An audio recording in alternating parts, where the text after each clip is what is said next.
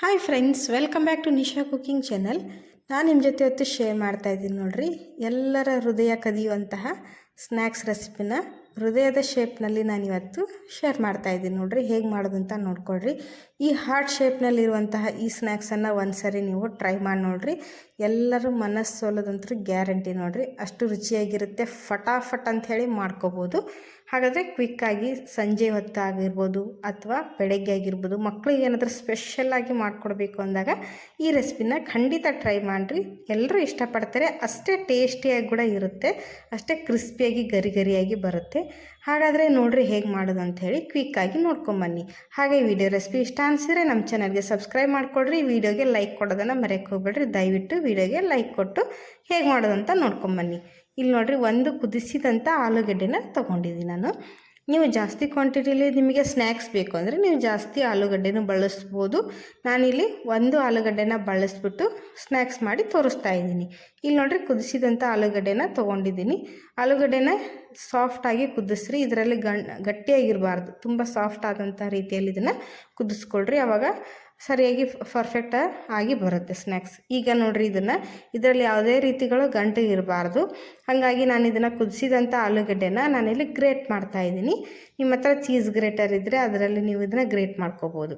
ಈ ರೀತಿ ಗ್ರೇಟ್ ಮಾಡೋದ್ರಿಂದ ಏನಾಗುತ್ತೆ, ಚಿಕ್ಕ ಚಿಕ್ಕ ಗಂಟುಗಳು, ಸಣ್ಣ ಸಣ್ಣಾದಂಥ ಗಂಟುಗಳು ಉಳಿಯೋ ಚಾನ್ಸಸ್ ಇರುತ್ತೆ. ಈ ರೀತಿ ಗ್ರೇಟ್ ಮಾಡಿದ್ರೆ ಸಾಫ್ಟ್ ಆದಂಥ ಮಸಾಲಾನ ನಾವು ರೆಡಿ ಮಾಡ್ಕೋಬೋದು. ಈಗ ನೋಡಿರಿ, ಇದೆಲ್ಲ ನೀಟಾಗಿ ಗ್ರೇಟ್ ಆಗಿದೆ. ತುಂಬ ಈಸಿಯಾಗಿ ಆಗುತ್ತೆ. ಚೆನ್ನಾಗಿ ಬಾಯ್ಲ್ ಆಗಿರುತ್ತಲ್ವ ಆಲೂಗಡ್ಡೆ, ಬೇಗನೆ ಆಗುತ್ತೆ. ಈಗ ಇದನ್ನು ಪೂರ್ತಿಯಾಗಿ ಗ್ರೇಟ್ ಮಾಡಿ ತೊಗೋತಾ ಇದ್ದೀನಿ. ನೋಡಿರಿ, ಇಲ್ಲಿ ಇಷ್ಟು ಮಸಾಲ ಬಂದಿದೆ. ಇಲ್ಲಿ ಆಲೂಗಡ್ಡೆ ಮಸಾಲ ಮಾಡ್ಕೊಳ್ಳೋದಕ್ಕೆ ನಾನು ಹೇಳ್ದಂಗೆ ನಿಮಗೆ ಜಾಸ್ತಿ ಕ್ವಾಂಟಿಟಿಲಿ ಬೇಕು ಅಂದರೆ ನೀವು ಜಾಸ್ತಿ ಆಲೂಗಡ್ಡೆನ ಬಳಸ್ಬೋದು. ನಾನಿಲ್ಲಿ 1 ಸ್ಪೂನಷ್ಟು ಅರಿಶಿನ ಪುಡಿನ ಹಾಕಿದ್ದೀನಿ. ರುಚಿಗೆ ತಕ್ಕಷ್ಟು ಉಪ್ಪನ್ನು ಹಾಕ್ತಾಯಿದ್ದೀನಿ. ಇಲ್ಲಿ ಆಲೂ ಮಸಾಲಾನ ಪ್ರಿಪೇರ್ ಮಾಡ್ತಾಯಿದ್ದೀನಿ ನಾನು. ಇದಕ್ಕೆ 1 ಸ್ಪೂನಷ್ಟು ಗರಂ ಮಸಾಲೆನ ಹಾಕ್ತಾಯಿದ್ದೀನಿ. ಗರಂ ಮಸಾಲ ಹಾಕ್ಬೋದು ಅಥವಾ ಚಿಕನ್ ಮಸಾಲ, ಧನಿಯಾ ಪುಡಿ, ನಿಮ್ಮ ಹತ್ರ ಯಾವುದಿದೆ ಅದನ್ನು ಹಾಕ್ರಿ. 1 ಸ್ಪೂನಷ್ಟು ಖಾರದ ಪುಡಿ ಹಾಕ್ತಾಯಿದ್ದೀನಿ ಖಾರಕ್ಕೆ ನಾನಿಲ್ಲಿ. ಆಮೇಲೆ 1 ಸ್ಪೂನಷ್ಟು ಕಸ್ತೂರಿ ಮೇಥಿ ಹಾಕ್ತಾಯಿದ್ದೀನಿ. ಕಸ್ತೂರಿ ಮೇಥಿ ಹಾಕೋದ್ರಿಂದ ಫ್ಲೇವರ್ ತುಂಬ ಚೆನ್ನಾಗಿ ಬರುತ್ತೆ. ಆಮೇಲೆ ಮಸಾಲ ಒಂದು ಒಳ್ಳೆ ರುಚಿ ಕೊಡುತ್ತೆ ನೋಡಿರಿ. ಈಗ ಇದನ್ನು ನೀಟಾಗಿ ಪೇಸ್ಟ್ ಥರ ಇದನ್ನು ಮಿಕ್ಸ್ ಮಾಡ್ಕೋಬೇಕು ಮಸಾಲಾನ. ನಿಮ್ಗಿನ್ನೂ ಎಕ್ಸ್ಟ್ರಾ ಏನಾದರೂ ಫ್ಲೇವರ್ ಬೇಕಾದರೆ ನೀವು ಚಾಟ್ ಮಸಾಲ ಆಗಿರ್ಬೋದು ಅಥವಾ ಧನಿಯಾ ಪೌಡ್ರ್, ನಿಮಗೆ ಯಾವ್ದು ಇಷ್ಟನೋ ಅದನ್ನು ನೀವು ಯಾವ ಫ್ಲೇವರ್ನಲ್ಲಿ ಬೇಕೋ ಆ ಫ್ಲೇವರ್ ಮಸಾಲಗಳನ್ನು ನೀವು ಬಳಸ್ಬೋದು. ನಾನಿಲ್ಲಿ ಇವತ್ತು ಸಿಂಪಲಾಗಿ ಮಾಡ್ತಿರೋದ್ರಿಂದ ಗರಂ ಮಸಾಲ ಅಷ್ಟೇ ಬಳಸಿ ಮಾಡ್ತಾಯಿದ್ದೀನಿ. ಇಲ್ಲಿ ನೋಡಿರಿ, ಯಾವುದೇ ಗಂಟುಗಳಿಲ್ಲದೆ ಇರೋ ರೀತಿ ಇದನ್ನು ಸಾಫ್ಟ್ ಆದಂಥ ಪೇಸ್ಟ್ ರೆಡಿ ಮಾಡಿಕೊಡ್ರಿ. ಹಿಟ್ಟಿನ ಥರ ಇದು ಬರಬೇಕು. ಈಗ ಇದನ್ನು ಸೈಡಿಗೆ ಎತ್ತಿಡೋಣ. ಇಲ್ಲಿ ನೋಡಿ, ನಾನು 1 ಕಪ್ಪಷ್ಟು ಗೋಧಿ ಹಿಟ್ಟನ್ನು ತೊಗೊಂಡಿದ್ದೀನಿ. ನಾವು ಚಪಾತಿ ಮಾಡೋಕ್ಕೆಲ್ಲ ಬಳಸ್ತೀವಲ್ವ ಅದೇ ಹಿಟ್ಟು ಇದು. ನಿಮಗೆ ಮೈದಾ ಹಿಟ್ಟು ಬೇಕು ಅಂದರೆ ನೀವು ಮೈದಾ ಹಿಟ್ಟಲ್ಲಾದರೂ ಮಾಡ್ಕೋಬೋದು. ಗೋಧಿ ಹಿಟ್ಟು ಒಳ್ಳೆಯದಲ್ವ, ಅದಕ್ಕೆ ನಾನು ಗೋಧಿ ಹಿಟ್ಟನ್ನು ಬಳಸಿ ಮಾಡ್ತಾಯಿದ್ದೀನಿ. 1 ಕಪ್ಪಷ್ಟು ನಾನಿಲ್ಲಿ ಗೋಧಿ ಹಿಟ್ಟನ್ನು ತೊಗೊಂಡಿದ್ದೀನಿ. ಈಗ ಇದಕ್ಕೆ ಒಳ್ಳೆ ಫ್ಲೇವರ್ ಕೊಡೋದಕ್ಕೋಸ್ಕರ ನಾನಿಲ್ಲಿ ಸ್ವಲ್ಪ ಒಂದು ಅರ್ಧ ಸ್ಪೂನಷ್ಟು ಅಜ್ವೈನನ್ನು ಹಾಕ್ತಾಯಿದ್ದೀನಿ. ಅಜ್ವೈನು ತುಂಬ ಒಳ್ಳೆಯ ರುಚಿ ಕೊಡುತ್ತೆ. ಹೀಗೆ ರುಚಿಗೆ ತಕ್ಕಷ್ಟು 1 ಚಿಟಿಕೆ ಉಪ್ಪು ಹಾಕ್ತಾಯಿದ್ದೀನಿ. ಹಿಟ್ಟಿಗೆ ಒಂದೇ ಚಿಟಿಕೆ ಹಾಕ್ರಿ, ಉಪ್ಪಿಗೆ ಜಾಸ್ತಿ ಹಾಕೋದೇನು ಬೇಡ ಹಿಟ್ಟಿಗೆ. ಈಗ ನೋಡಿರಿ, 1 ಸ್ಪೂನಷ್ಟು ಎಣ್ಣೆನ ಹಾಕ್ತಾಯಿದ್ದೀನಿ. ಬಿಸಿ ಎಣ್ಣೆ ಎಲ್ಲ, ತಣ್ಣಗಿರೋ ಎಣ್ಣೆನ ಹಾಕ್ತಾಯಿದ್ದೀನಿ. 1 ಸ್ಪೂನಷ್ಟು, 1 ಟೇಬಲ್ ಸ್ಪೂನಷ್ಟು ಬಳಸ್ರಿ. ಈಗ ಡ್ರೈ ಹಿಟ್ಟಿನಲ್ಲಿ ಇದನ್ನು ಎಣ್ಣೆನ ಚೆನ್ನಾಗಿ ಮಿಕ್ಸ್ ಮಾಡಿಕೊಡ್ರಿ. ಒಂದು ಸರಿ ಸಡನ್ನಾಗಿ ನೀರು ಹಾಕಿ ನೀವು ಹಿಟ್ಟು ನಾದಕ್ಕೆ ಹೋಗಬೇಡ್ರಿ. ಎಣ್ಣೆ ಹಾಕಿದ ಮೇಲೆ, ಉಪ್ಪು ಹಾಕಿದ ಮೇಲೆ ಒಣ ಹಿಟ್ಟಿನಲ್ಲಿ ಈ ಥರ ಡ್ರೈ ಮಿಕ್ಸ್ ಮಾಡಿಕೊಡ್ರಿ. ಏಕೆಂದರೆ ನಾವು ಹಾಕಿರುವಂಥ ಉಪ್ಪು ಮತ್ತು ಎಣ್ಣೆ ಚೆನ್ನಾಗಿ ಇದು ಹಿಟ್ಟಿನ ಜೊತೆ ಮಿಕ್ಸ್ ಆಗಬೇಕು. ಈ ರೀತಿ ಇದನ್ನು ಮಿಕ್ಸ್ ಆಗಿಂದ ಸ್ವಲ್ಪ ನೀರು ಹಾಕಿ ಇದನ್ನು ಗಟ್ಟಿಯಾಗಿ ನಾದ್ಕೋಬೇಕು. ತುಂಬ ಸಾಫ್ಟಾಗಿ ನಾದ್ಕೊಳಕ್ಕೆ ಹೋಗಬೇಡ್ರಿ. ಚಪಾತಿ ಹಿಟ್ಟೆಲ್ಲ ನಾದ್ತೀವಲ್ವ ಆ ರೀತಿ ನಾದೋದು ಬೇಡ. ಸ್ವಲ್ಪ ಗಟ್ಟಿಯಾದಂಥ ಹಿಟ್ಟನ್ನು ಇದನ್ನು ನಾದ್ಕೋಬೇಕು. ಏಕೆಂದರೆ ಗಟ್ಟಿ ಆದ್ರೇ ಸ್ನ್ಯಾಕ್ಸ್ ಗರಿ ಗರಿಯಾಗಿ ಬರುತ್ತೆ. ನಾವು ಸಾಫ್ಟಾಗಿ ಮಾಡಿದ್ರೆ ಪೂರಿ ಥರ ಮೆತ್ತಗಾಗ್ಬಿಡುತ್ತೆ, ಚೆನ್ನಾಗಿ ಬರೋದಿಲ್ಲ. ಹಾಗಾಗಿ ನೀವೇನು ಮಾಡಬೇಕು, ಹಿಟ್ಟನ್ನು ಗಟ್ಟಿಯಾಗಿ ನಾದ್ಕೊಡ್ರಿ. ಸ್ವಲ್ಪ ನೀರು ಹಾಕಿ ನಾದ್ತಾ ಹೋದರೆ ಚೆನ್ನಾಗಿ ಬರುತ್ತೆ ಹಿಟ್ಟು. ನೋಡ್ರಿ, ಇಲ್ಲಿ ನಾನು ನಾದಿ ತೋರಿಸ್ತಾ ಇದ್ದೀನಿ. ಇದೇ ರೀತಿ ನೀವು ಕೂಡ ಹಿಟ್ಟನ್ನು ಪ್ರಿಪೇರ್ ಮಾಡಿಕೊಡ್ರಿ. ಸ್ವಲ್ಪ ಪ್ರೆಷರ್ ಹಾಕಿ ನಾದ್ತಾ ಹೋದರೆ ಬರುತ್ತೆ ನೋಡಿರಿ. ಹಾಗಂತ ತುಂಬ ನೀರು ಹಾಕಿ ನಾದಕ್ಕೆ ಹೋಗಬೇಡ್ರಿ. ಸ್ವಲ್ಪ ನಾನಿಲ್ಲಿ ಇನ್ನೊಂದು ಹನಿ ನೀರು ಹಾಕಿ ಚೆನ್ನಾಗಿ ಇದನ್ನು ಈ ಥರ ಗಟ್ಟಿಯಾಗಿನ ನಾದ್ಕೊಳ್ರಿ. ನೀವು ಅದನ್ನೊಂದು 10 ನಿಮಿಷ ನೆನೆ ಇಟ್ಟರೆ ಚೆನ್ನಾಗಿ ಸಾಫ್ಟ್ ಆದಂಥ ಡೋ ರೆಡಿ ಆಗುತ್ತೆ. ಇಲ್ಲಿ ನೋಡಿ, ಈ ಥರ ನೀವು ಪ್ರೆಸ್ ಮಾಡ್ತಾ ಪ್ರೆಷರ್ ಹಾಕಿ ನಾದ್ರಿ, ಹಿಟ್ಟು ಪರ್ಫೆಕ್ಟಾಗಿ ರೆಡಿ ಆಗುತ್ತೆ ನೋಡಿರಿ. ಈಗ ಇದನ್ನು ಒಂದು 10ರಿಂದ 15 ನಿಮಿಷ ನಾನು ನೆನೆಯಕ್ಕೆ ಬಿಡ್ತೀನಿ. ನೆನೆದ್ರೆ ಚೆನ್ನಾಗಿ ಬರುತ್ತೆ ಸ್ನ್ಯಾಕ್ಸ್. ಹಿಟ್ಟನ್ನು ಸ್ವಲ್ಪ ನೆನೆಸೋದ್ರಿಂದ ಪರ್ಫೆಕ್ಟಾಗಿ ಬರುತ್ತೆ ನೋಡಿರಿ. ನಿಮ್ಗೆ ಟೈಮ್ ಇದ್ದರೆ ಒಂದು 5-10 ನಿಮಿಷ ಆದರೂ ನೆನೆಯಕ್ಕೆ ಬಿಡಿ. ಇಲ್ಲಿ ನೋಡಿರಿ ಒಂದು 10-15 ನಿಮಿಷ ಆದಮೇಲೆ ಹಿಟ್ಟು ಚೆನ್ನಾಗಿ ನೆನೆದಿದೆ. ಇದನ್ನು ಇನ್ನೊಂದು ಸರಿ ಮಿದ್ದಿ ನಾದ್ತಾ ಇದ್ದೀನಿ ನಾನು, ಕರೆಕ್ಟಾಗಿ ಬರುತ್ತೆ ಅಂಥೇಳಿ. ಈಗ ಇದನ್ನು ನೀವು ಇಡಿಯಾದಂತಹ ಹಿಟ್ಟನ್ನು ಸಹಿತ ಬಳಸಿ ಚಪಾತಿ ಮಾಡ್ಬೋದು, ಅಥವಾ ಇದನ್ನು 2 ಪಾರ್ಟಾಗಿಯೂ ನೀವು ಮಾಡ್ಕೋಬೋದು. ನಾನಿಲ್ಲಿ 2 ಪಾರ್ಟಾಗಿ ಮಾಡ್ತಾಯಿದ್ದೀನಿ. ಹಿಟ್ಟು ಜಾಸ್ತಿ ಇರೋದರಿಂದ 2 ಪಾರ್ಟ್ ಮಾಡ್ತಾಯಿದ್ದೀನಿ. ನಿಮಗೆ ಕಡಿಮೆ ನಾದ್ಕೊಂಡಿದ್ರೆ ನೀವು ಒಂದೇ ಪಾರ್ಟಾಗಿ ನೀವು ಮಾಡ್ಕೋಬೋದು. ಈಗ ನಾನು ಇದನ್ನು ಚಪಾತಿ ರೀತಿ ತೆಳ್ಳಗೆ ಲಟ್ಟಿಸ್ಕೊತೀನಿ. ತುಂಬ ತೆಳ್ಳಗೂ ಲಟ್ಟಿಸ್ಬಾರ್ದು, ತುಂಬ ದಪ್ಪಗೂ ಲಟ್ಟಿಸ್ಬಾರ್ದು. ನಾನಿಲ್ಲಿ ಲಟ್ಟಿಸಿ ತೋರಿಸ್ತೀನಿ ನೋಡಿರಿ. ಈ ರೀತಿ ಲಟ್ಟಿಸ್ಕೊಡ್ರಿ. ಯಾಕಂದರೆ ತುಂಬ ದಪ್ಪಗಾದರೆ ಸ್ನ್ಯಾಕ್ಸ್ ಮಾಡಬೇಕಾದ್ರೆ ಬಬಲ್ಸ್ ಎಲ್ಲ ಬಂದು ಚೆನ್ನಾಗಿ ಬರೋದಿಲ್ಲ, ಎಲ್ಲ ಪುಡಿ ಆಗಿಬಿಡುತ್ತೆ. ಹಾಗಾಗಿ ಸ್ವಲ್ಪ ತೆಳ್ಳಗೆ ಲಟ್ಟಿಸ್ಕೊಡ್ರಿ, ಆವಾಗ ಕ್ರಿಸ್ಪಿಯಾಗಿ ನೀಟಾಗಿ ಬರುತ್ತೆ. ಸ್ವಲ್ಪ ಗಟ್ಟಿಯಾಗಿರುತ್ತೆ. 1-2 ನಿಮಿಷ ನೀವು ಇದನ್ನು ನಿಧಾನವಾಗಿ ಈ ಥರ ಲಟ್ಟಿಸ್ತಾ ಹೋದರೆ ಕರೆಕ್ಟಾಗಿ ಬರುತ್ತೆ ನೋಡಿರಿ. ಹಿಟ್ಟು ಮಾತ್ರ ಗಟ್ಟಿನೇ ಇರಬೇಕು, ತುಂಬ ನೀರಾಗಿ ಮಾಡೋಕ್ಕೆ ಹೋಗಬೇಡ್ರಿ. ನೋಡಿರಿ ಈ ರೀತಿ 2 ಚಪಾತಿನ ನಾನಿಲ್ಲಿ ಲಟ್ಟಿಸಿ ತೋರಿಸ್ತಾ ಇದ್ದೀನಿ. ಎಷ್ಟು ದಪ್ಪ ಇದೆ ಅಂತ ನೋಡ್ಕೋಬೋದು. ಇಷ್ಟು ಥಿಕ್ನೆಸ್ ಆಗಿ ನಾವಿಲ್ಲಿ ತಿನ್ನಾಗಿ ಲಟ್ಟಿಸ್ಕೋಬೇಕು ನೋಡಿರಿ. ತುಂಬ ದಪ್ಪಗಿರಬಾರ್ದು, ತುಂಬ ತೆಳಗಿರಬಾರ್ದು. ಇಲ್ಲಿ 2 ಚಪಾತಿನೂ ನಾನು ರೆಡಿ ಮಾಡಿದ್ದೀನಿ. ಈಗ ಅದನ್ನು ಪ್ರಿಪೇರ್ ಮಾಡೋದನ್ನು ಈಗ ನೋಡಿರಿ. ಮಸಾಲನ ನಾನಿಲ್ಲಿ ಆಲೂಗಡ್ಡೆ ಮಸಾಲೆನ ರೆಡಿ ಮಾಡ್ಕೊಂಡಿದ್ನಲ್ಲ ನೋಡಿರಿ, ಫೈನಾಗಿ ಪೇಸ್ಟ್ ಥರ ಇದು ರೆಡಿಯಾಗಿದೆ. ಈಗ ಇದನ್ನು ಚೆನ್ನಾಗಿ ಇದಕ್ಕೆ ಕೋಟ್ ಮಾಡಿಕೊಡ್ರಿ ಚಪಾತಿಗೆ.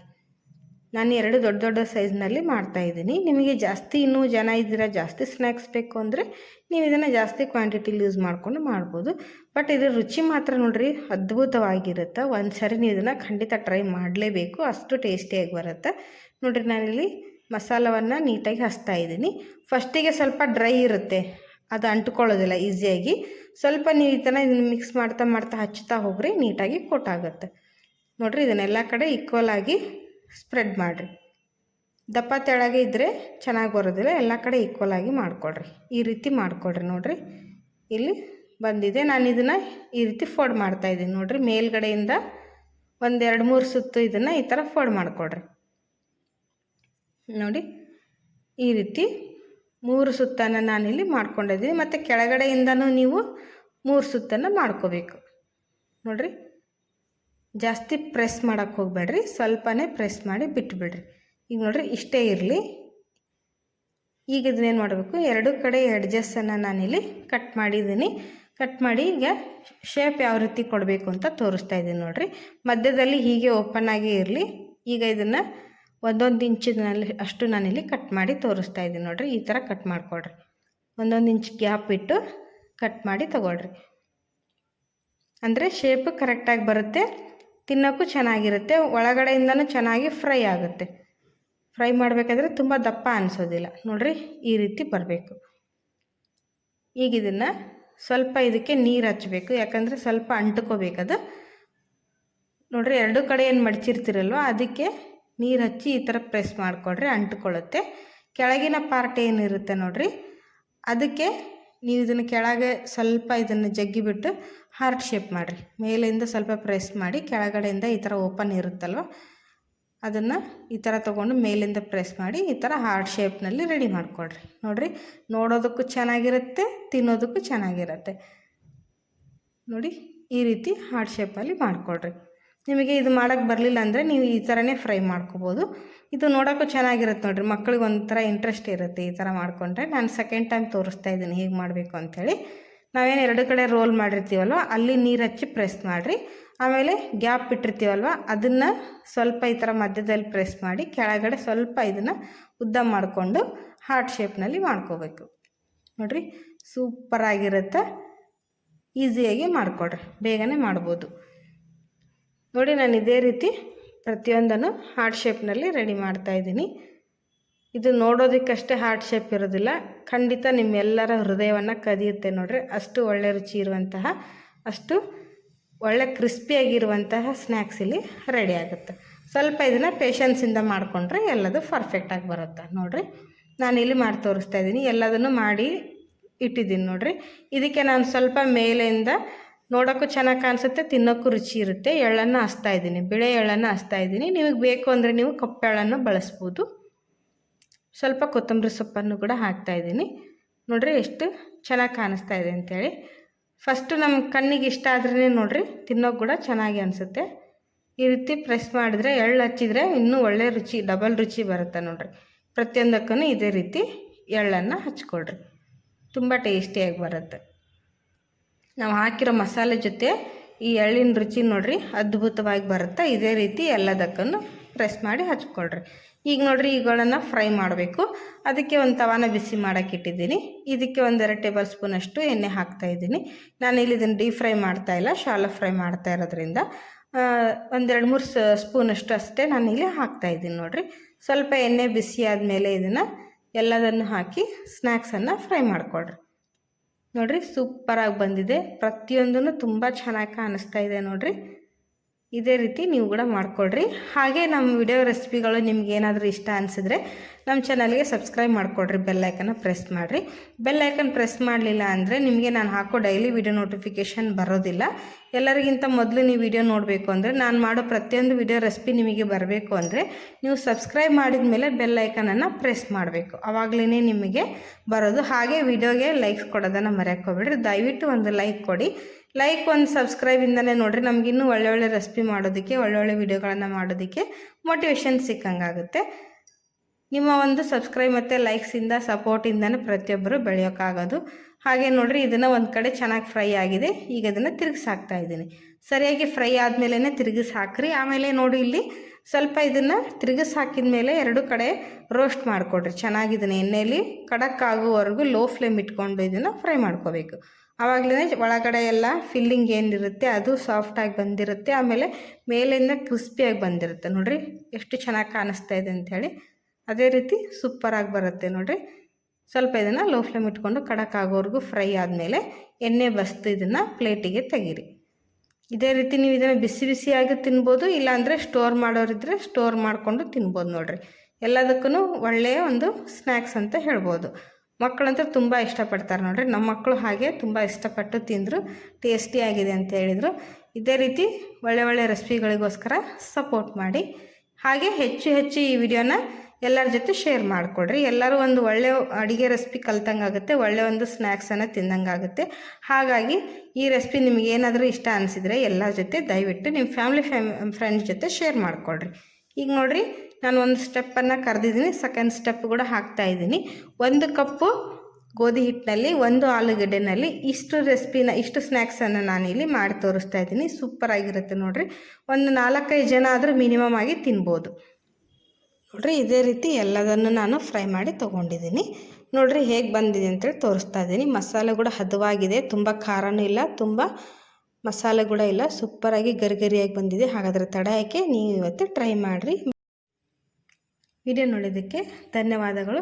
ಇದೇ ರೀತಿ ಒಳ್ಳೆ ರೆಸಿಪಿಗಳನ್ನು ಮಾಡ್ಕೋತಾರೆ, ತಿಂತಾಯಿರಿ.